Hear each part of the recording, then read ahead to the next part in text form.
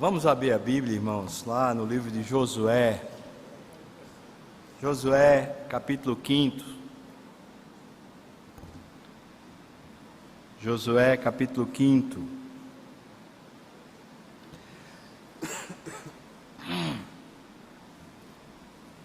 Nós vamos ler a partir do versículo 10 até o final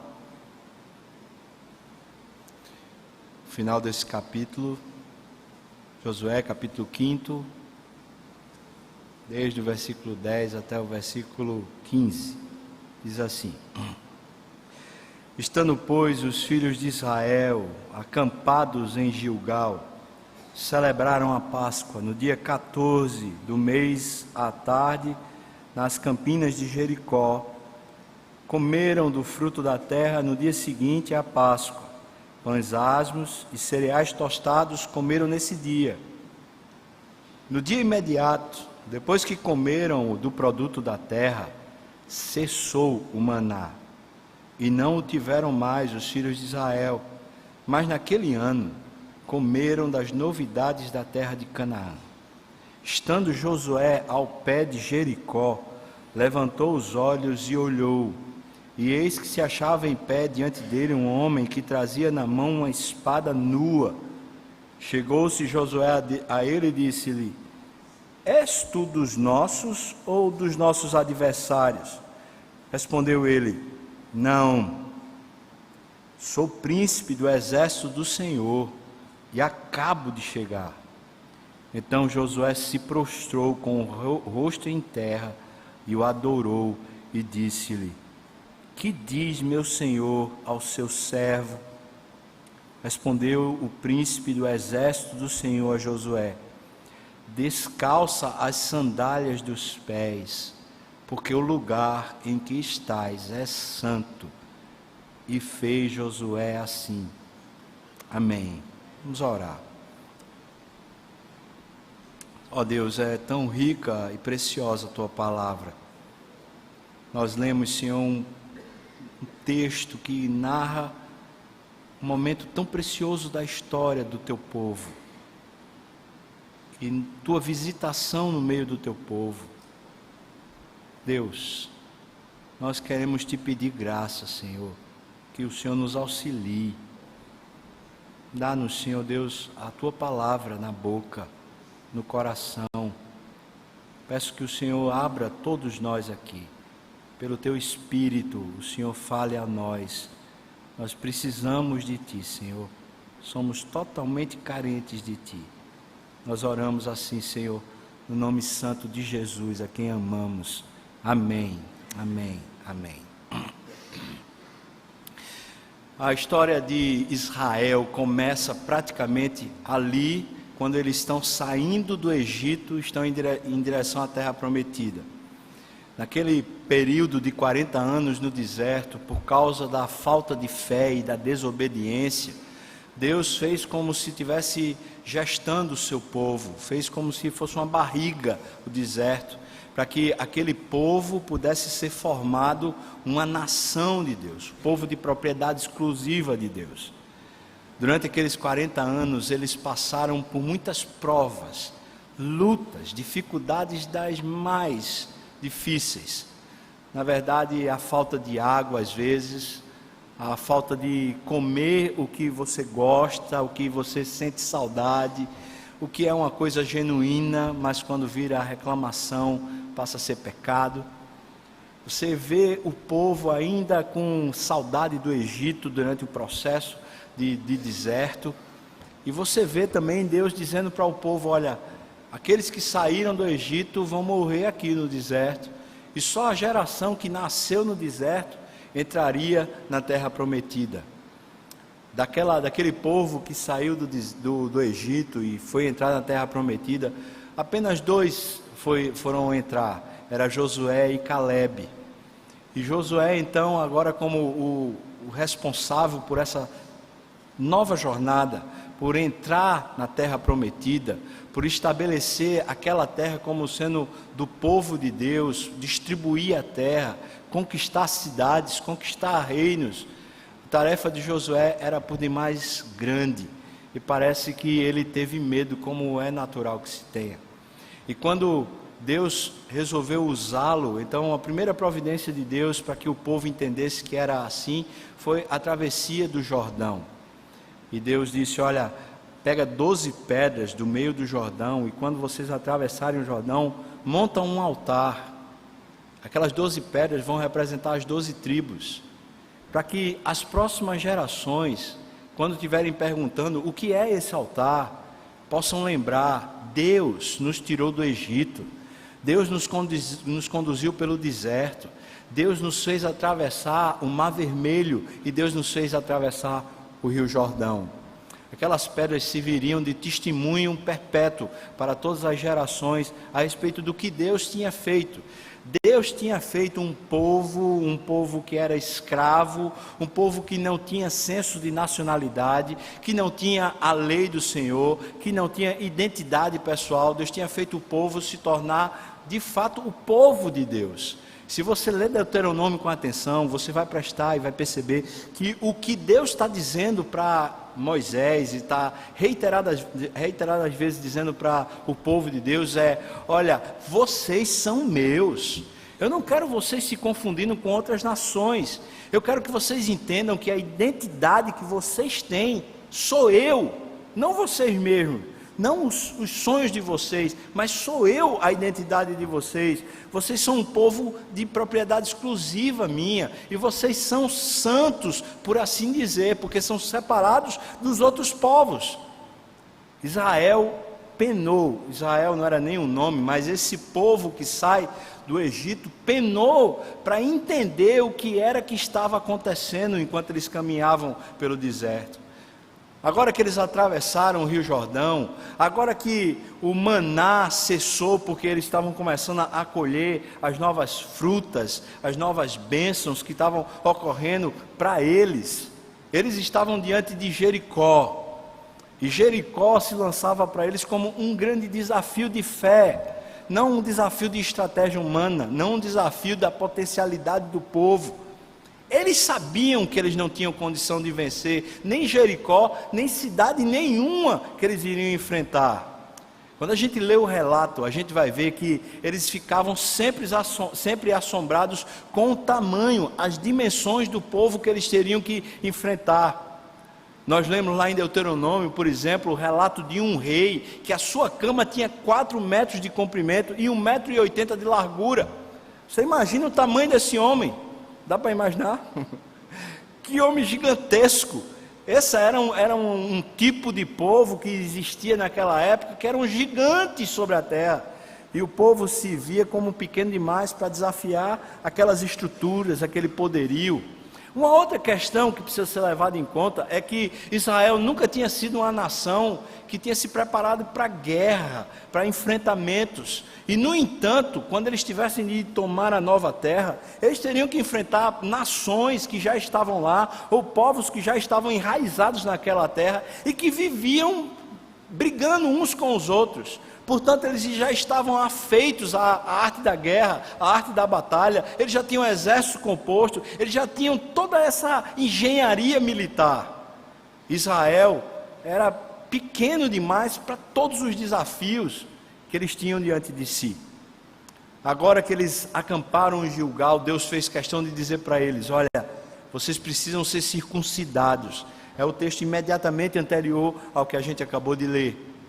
Eu quero que vocês lembrem, vocês são propriedade de Deus, ou propriedade minha, Deus falando para o povo. E a circuncisão que foi feita ali em Gilgal, era que cada homem que tinha nascido no deserto, estava fazendo um pacto, uma aliança com Deus, dizendo: nós somos teus, Senhor, eu sou teu, a minha casa é tua, nós viveremos para ti. Eles tinham se prontificado então a viver para Deus. E agora em Gilgal, eles estão olhando, estão pensando em Jericó. Como vamos vencer Jericó? Uma cidade emuralhada a todo o seu redor. Uma cidade que as muralhas eram tão altas que não tinha como transpor.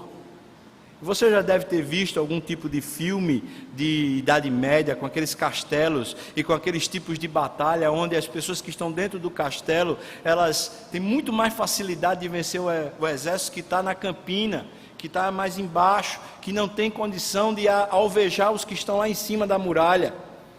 Israel sem estratégia, sem competência militar, Israel sem saber exatamente o que fazer, ia enfrentar muralhas, pessoas gigantes e homens poderosos em guerra.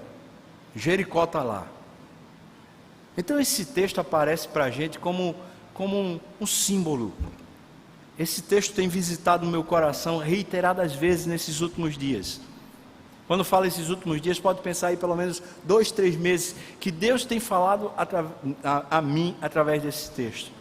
De repente Josué está lá no campo, e quando ele levanta os olhos, ele está pensando em Jericó, ele está olhando para Jericó, e quando ele levanta os olhos, ele vê um homem todo pronto para a guerra.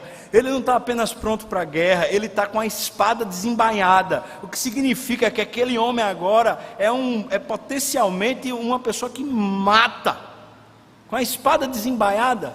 Ele não está apenas armado, mas ele está com a arma pronta. Quando Josué vê aquele homem, como qualquer um de nós faria, Josué treme nas bases. E antes que o homem se aproxime, ele pergunta assim: você é de que lado dessa história? Você é do lado deles? Talvez pensando em Jericó, ou talvez pensando nas nações e povos que estavam naquela terra que teria que ser conquistada. Ou você está do nosso lado?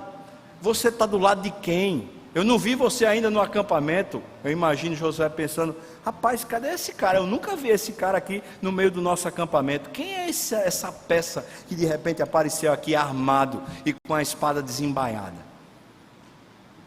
Você é dos nossos ou você é dos... Melhor, você é dos nossos ou você é dos deles? Na NVI, a resposta que esse homem dá para Josué, ela é preciosíssima. O comandante do exército do Deus vivo, o príncipe do exército de Deus, responde assim para Josué: eu nem sou dos seus, nem sou dos deles. Eu não tomo parte nessas coisas. Eu não sou nem de um lado nem do outro. Eu estou aqui representando o meu Senhor. Eu estou aqui representando o exército do Deus vivo. Eu estou representando o reino dele. Eu estou representando a vontade dele. Eu estou representando o que ele pretende fazer nessa terra. Eu não estou representando você, Josué. Também não estou representando Jericó, porque eu não faço parte nem de um grupo nem de outro. Eu não tenho um grupo. Eu fiquei pensando aqui como deve ser para Deus quando, por exemplo, um time feito o Sport e o Náutico jogam. Os crentes que são do Náutico, como o pastor Lutero, devem orar assim: Deus, dá-lhe, faz meu time vencer. E aí os crentes como o pastor Sérgio, que são do Sport, devem dizer assim: Deus, dá-lhe. Quem é que Deus vai atender? É óbvio que eles não vão orar assim, eu estou usando só como uma analogia. Mas quem é que Deus vai atender? Vai atender um ou outro? Eu imagino Deus, muitas vezes, irmãos, nas questões da nossa vida, nas questões particulares nossas, precisando dizer para a gente muitas vezes isso que ele disse para Josué. Deixa eu dizer uma coisa para você, eu imagino que Deus muitas vezes está tentando comunicar isso e a gente não consegue ouvir. Ele está dizendo assim: eu quero dizer para você, filho, que eu não estou a favor dos seus projetos, nem dos projetos de outros. Você de repente está numa tensão lá no seu trabalho, ou você está dentro de uma tensão familiar, você está passando por algum tipo de crise, algum desentendimento, alguma questão que fica se sobrepujando. E então você ora a Deus e diz: ó Senhor, me ajude, me ajude, me ajude. E Deus faz questão de dizer para a gente: olha filho, eu sou a seu favor, mas sou a seu favor para que você seja a imagem do meu filho, para que você seja transformado, para que você seja santo e puro como eu pretendo que você seja, e não para causas pessoais. Mas olhando e prestando atenção nesse texto, eu fiquei pensando assim: Josué estava querendo empreender uma luta que era a luta de Deus. Se você lê em Deuteronômio, o que Deus fala várias vezes é: presta atenção, povo de Israel, quando vocês entrarem nessa terra e vocês começarem a duelar com os povos dessa terra, eu quero que vocês matem absolutamente todos os habitantes. E Deus diz para eles assim: eu não quero que vocês matem os habitantes por causa de vocês, não é por uma questão de vocês serem melhor do que eles, mas eu quero que vocês matem todos esses, porque eles já me irritaram demais, porque o pecado deles já subiu até mim, a iniquidade deles cresceu tanto que eu não suporto mais. Eu estou fazendo uma santa condenação nesse povo, eu estou trazendo juízo sobre essa terra, e estou usando vocês para trazer esse juízo sobre essa nova terra, a terra que eu quero dar a vocês.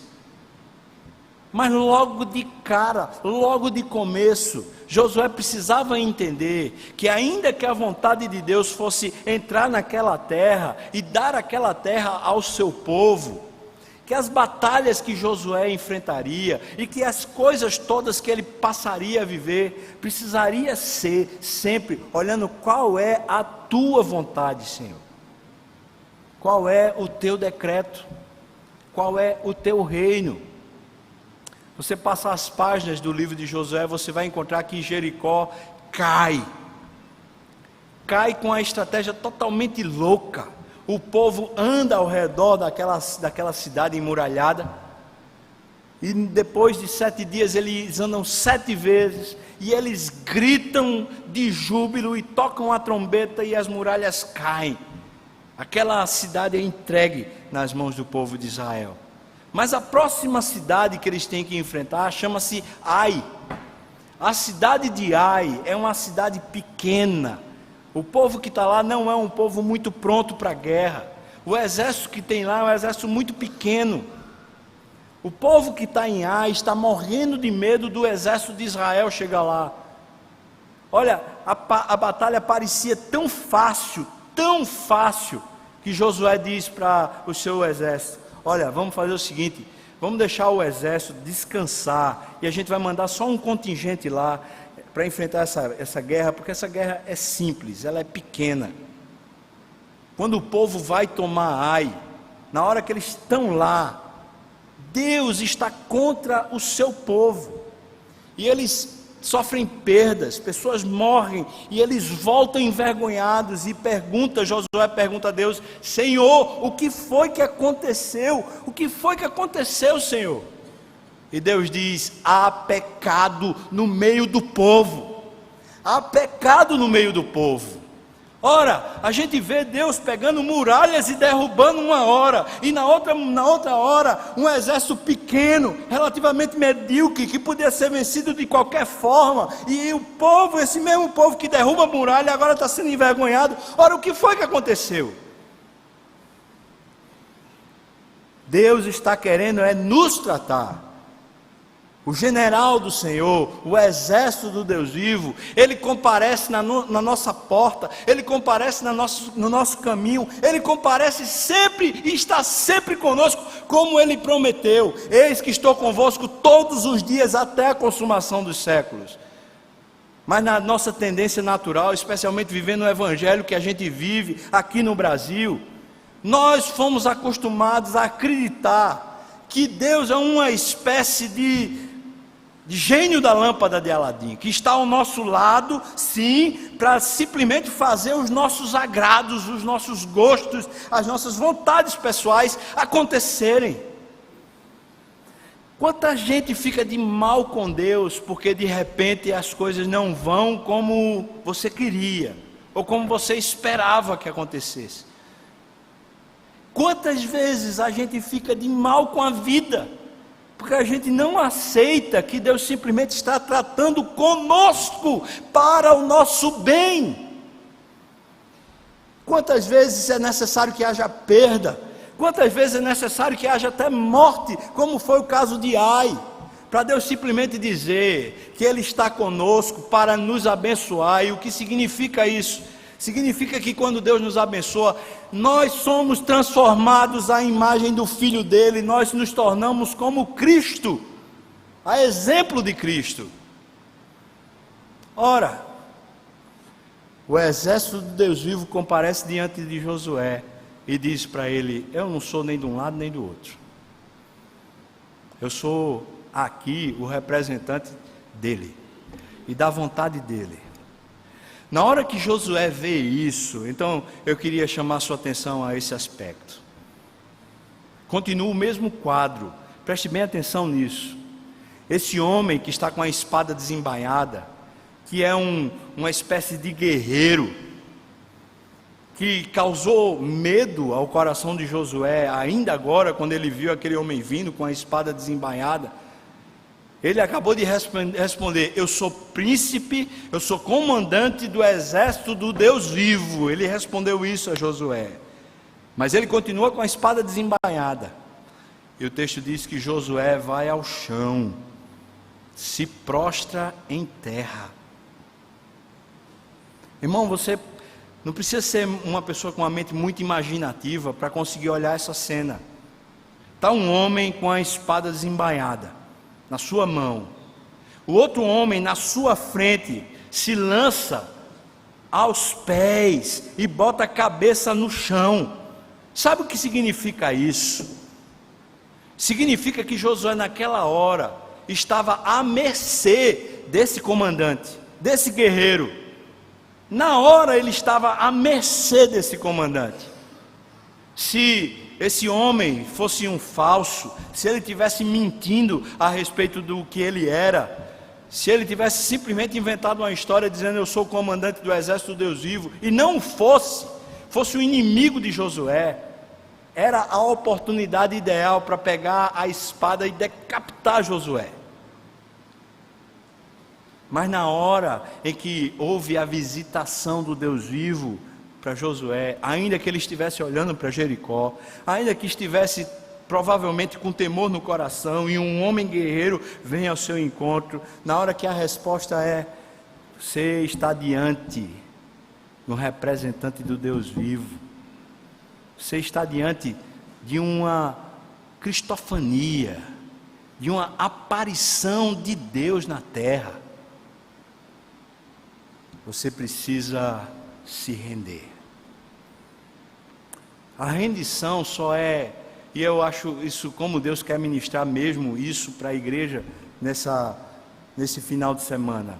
A gente acabou de ouvir uma mensagem muito abençoada do pastor Sérgio, falando exatamente sobre isso, não foi, pastor? Rendição, sobre se prostrar, sobre entregar ao Senhor. O que é que Josué está fazendo?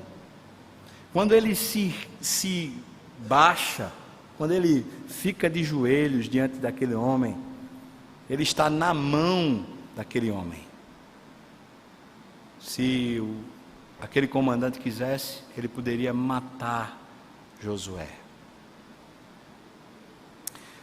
Quando a gente está, por exemplo, no mês de missões, como a gente acabou de viver, a gente é desafiado a ir ao campo missionário. Deus, é tua vontade que eu assim vá. Eu imagino que aqueles que vieram aqui no domingo passado, eles estavam de joelhos diante do exército, ou do comandante do exército do Deus vivo, dizendo para ele assim: olha, estou rendido. Como eles têm feito em oração: eu estou rendido, Senhor, faça o que tu quiseres. Irmãos, esse texto tem me confrontado demais. Rendição significa estar pronto para perder a cabeça, para entregar-se totalmente a Deus, sem reservas.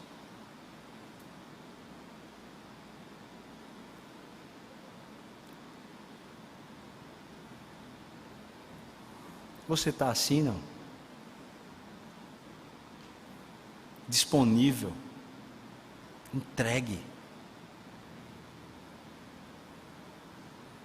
Como é que a gente vai conseguir viver na face da terra, querendo a glória de Deus, buscando o reino de Deus, buscando a Deus, se a gente não tiver assim, pronto para perder a cabeça por Deus?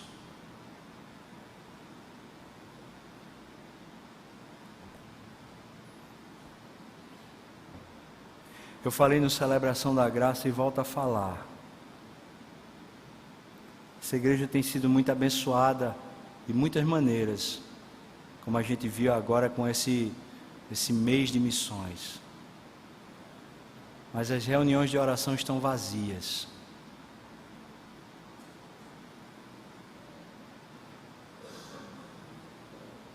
A fofoca está cheia.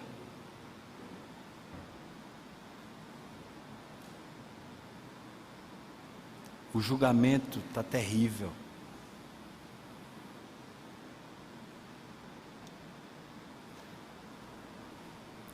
Quando é que a gente vai estar na presença de Deus e não apenas na presença um do outro?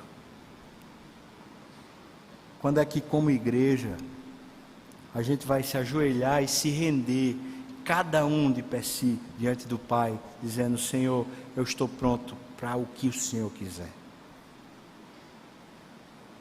Entregue para morrer. Nós estamos precisando que a Igreja Presbiteriana das Graças se levante em oração. Nós estamos precisando que você se ajoelhe e dobre-se diante do Senhor em oração.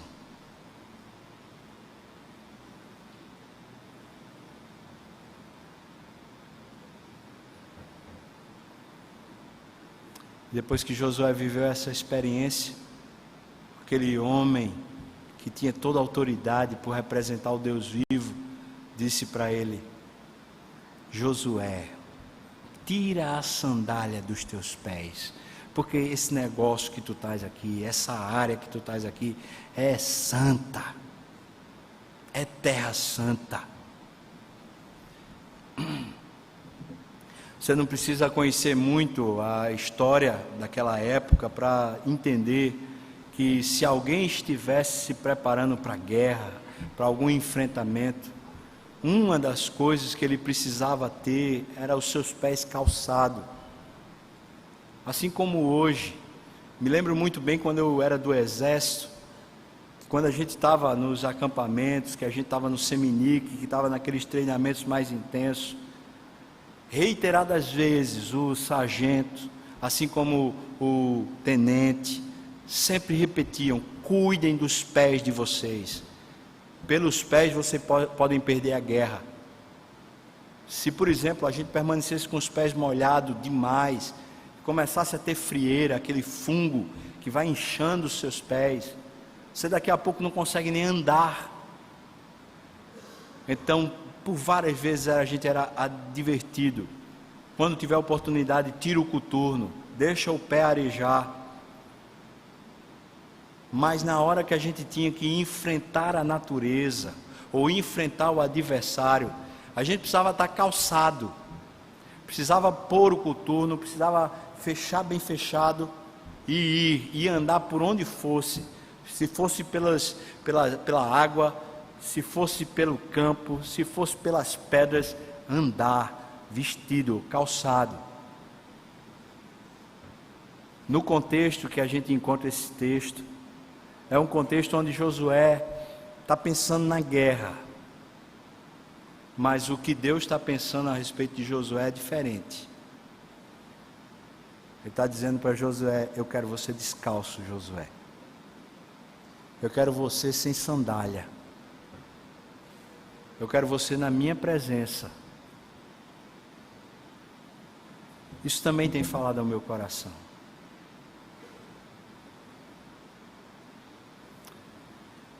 Eu já ouvi várias vezes que a vida é uma guerra, que é preciso matar um leão todo dia. Se a gente não pegar o nosso espaço, ninguém vai poder fazer isso por a gente. Já ouvi e ouvi várias vezes que a gente tem que tomar uma atitude, que a gente tem que ser proativo. Você ouviu isso? Não? Sim ou não? Quantas vezes? Tantas vezes que a gente chega a ser doutrinado por essa vida. Mas se a gente está na presença do Deus vivo, vivendo na presença do Deus vivo, o que a gente precisa é estar não pronto para a guerra, mas pronto para a santidade. Não pronto para a batalha da vida, não pronto para as questões da vida, mas pronto para Deus. E a única prontidão que Deus vai requerer da gente é se a gente está pronto para Ele, e não pronto necessariamente para os desafios que a gente tem na vida. A história conta de vários homens que aprenderam que a maneira de conseguirem vencer desafios era de joelhos, era orando, era buscando a Deus, e não criando coisas. Quero chamar você também, irmão, a tirar as sandálias, a tirar a vestimenta de guerra. Se você quiser andar na presença do Deus vivo, é descalço, porque o lugar onde Deus está sempre é santo.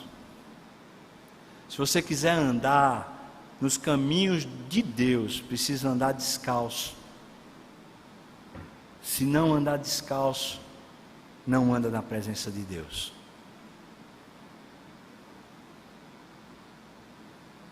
Isso se chama tratamento. Deus disciplinando de forma muito graciosa e amorosa a vida da gente. Eu quero perguntar a você, sinceramente, nos embates que você tem na vida, nas questões que não se fecham dentro do seu coração, quantas vezes você simplesmente se rendeu diante do Senhor? Quantas vezes você simplesmente se desarmou diante do Senhor? Quantas vezes? Quantas vezes o caminho, em vez de ser o caminho natural, de se prontificar para as lutas, ter simplesmente se aberto para Deus? Eu quero chamar você como crente, quero chamar você como servo do Senhor e como gente que comunga da mesma fé e do mesmo amor, a hoje se apresentar diante do Deus vivo. E se apresentar como Josué se apresentou, se prostrando e dizendo para ele: Senhor, o que tu quiseres, do jeito que tu quiseres.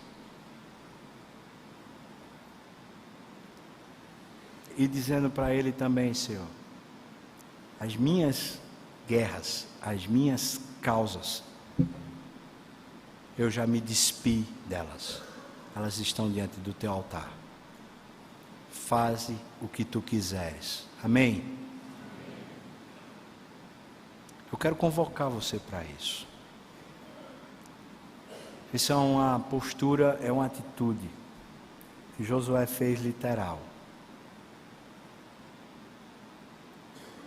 E a gente pode fazer aqui como uma performance, como uma coisa só para fora e não para dentro. Então eu queria chamar você hoje a fazer o seguinte: se você entendeu que o que a gente estava falando hoje era com você, se você entendeu que essa palavra que foi ministrada diz respeito à sua postura diante da vida, eu queria lhe desafiar hoje, antes de você se deitar para dormir, você sozinho, sem que ninguém precise ver, você se ajoelhar e diante do Pai dizer: Senhor, eu me rendo. E diante do Pai dizer: eu tiro completamente todas as minhas causas, para que o Senhor haja e o Senhor faça. Amém? Eu quero concluir esse momento dizendo que há 3 anos atrás, nós como equipe pastoral estávamos sentindo uma luta espiritual muito profunda na Igreja das Graças. E os que estavam aqui talvez vão lembrar que eu pedi para ser feito um calendário de 30 dias de oração ininterrupta. E pedi para que quem quisesse voluntariamente colocasse o seu nome lá. E muitos irmãos colocaram um nome. E Deus veio e abençoou o seu povo. Hoje eu estou dizendo a você, é tempo da gente se ajoelhar como igreja e interceder. Os intentos do maligno não vão prevalecer, amém? Não vão prevalecer. A vontade do Senhor há de prevalecer. Vamos orar. Nos colocamos, Senhor Deus, humildemente diante da Tua presença, secos, pobres, nus, para Te dizer, Senhor, tenha misericórdia de nós, visita-nos, Senhor. Sim, Pai, visita-nos nesse momento onde vamos estar a sós contigo, só a gente e o Senhor.